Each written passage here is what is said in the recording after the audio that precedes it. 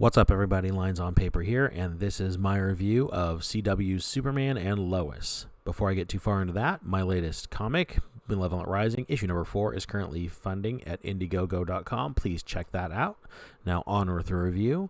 So, Superman and Lois is the latest offering from the CW kind of DC universe that they've created. Superman, as portrayed by Tyler Hoechlin, has been part of the CW verse for a while now, but always just kind of as a guest spot every now and then on Supergirl, and he does show up in the annual crossover events that they've been doing every year for the last couple of years. And they really have been knocking out of the park lately with their superhero show offerings. But that being said, I decided to go ahead and give Superman and Lois a try. So the show starts off with a retelling of Superman's origin. We see Superman come to Earth. Just like in the Richard Donner, Christopher Reeves movies, this show has him lose his father fairly young in life while he's a teenager. He comes to Metropolis, becomes Superman. He meets Lois Lane as working at the Daily Planet. He falls in love. They get married, eventually having two twin sons, Jonathan Kent and Jordan Kent. So, as we can see, we're already straying a bit from comic lore. In the comics, there's only Jonathan Kent. They only have the one son. He doesn't have a brother.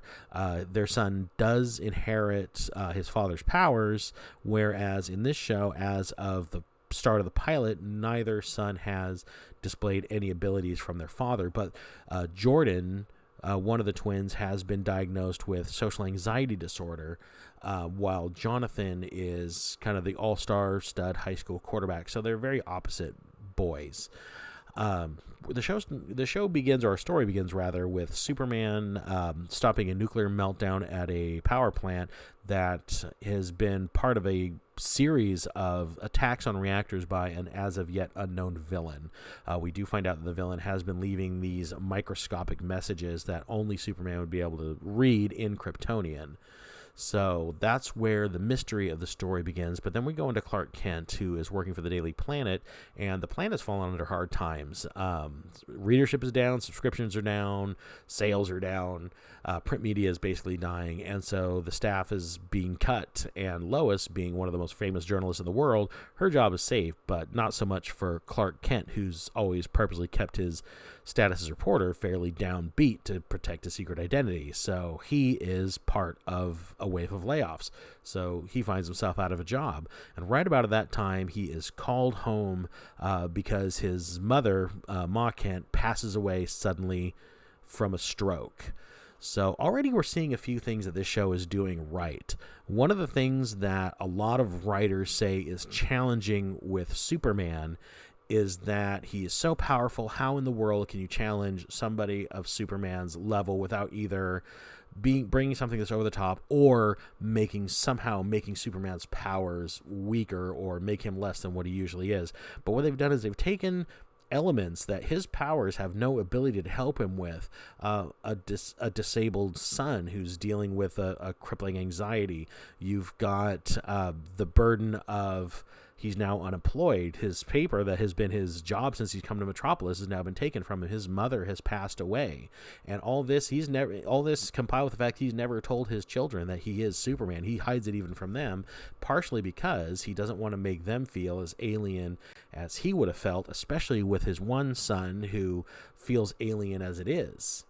So the Kents decide to go to Smallville to bury Clark's mom and to put her affairs in order. And they find that the farm is in financial trouble. Apparently, Ma Kent had taken out a reverse mortgage, and she gave the money to a neighbor to save their farm. So the Kents are really portrayed as a family that love each other while they have their problems. So the sons fight, but they don't hate each other. There's no jealousy, rivalry, or anything like that. They are two very different people, and as a result, they have different worldviews, but they're still there for each other. The mom, Lois, as a mother, she's a working mom, but she definitely prioritizes her kids, and so does Superman, even having to turn away an opportunity to possibly confront this mystery villain that's been attacking power plants because his family needs them. They've just lost their grandmother. He's just lost his mother, and they need to heal. So I have to say, as just a work-at-home dad of 2 kids, I found this part of the story very relatable. It was a good piece of writing, I thought, and I think they did a really good job as the show went on to really give everybody a character and everybody their own unique voice in the series. But of course, this is a superhero show, so we are treated to a big bad villain. This guy shows up. We don't know who he is. We don't really know what he wants, but he's clearly trying to get Superman's attention. And when Superman finally does, of course, in the climax of the series, have a confrontation with this guy who kind of looks like a big armored Doomslayer from Doom, we get a pretty awesome superhero battle where he gives a lot of juxtaposition of he too is the last survivor of a dying world, and gives a couple of hints to who we think this villain is, especially by the end of the show. And I don't want to spoil it because I do want you guys to check this out. So Superman and Lois was kind of a pleasant surprise for me. I went into it thinking it would be anywhere from laughably hysterically bad to maybe surprisingly entertaining, but it went a bit beyond that. I was entertained the entire time, but I really think they did a good job with what the material they had. The special effects in the sequences where they were called for were good and clean. I liked them a lot.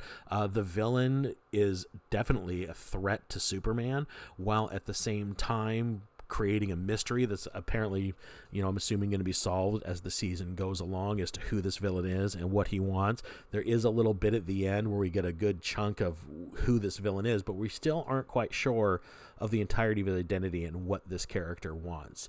I do like the dynamic of the 2 sons. I think they're both done really well. I like that they both have very different personalities. I think the son that is suffering from the anxiety disorder, having a son that suffers that exact disorder myself, is handled really well. He is portrayed as a person who's well aware of his condition, and he wears it as a bit of a stigma, and he's trying to overcome that, and his parents are really working with him to try to bring him out of that. So I would definitely recommend this to give it a watch. So if you do, let me know what you think in the comments below, and always like and subscribe if you like what we're doing, and thanks for hanging out with me.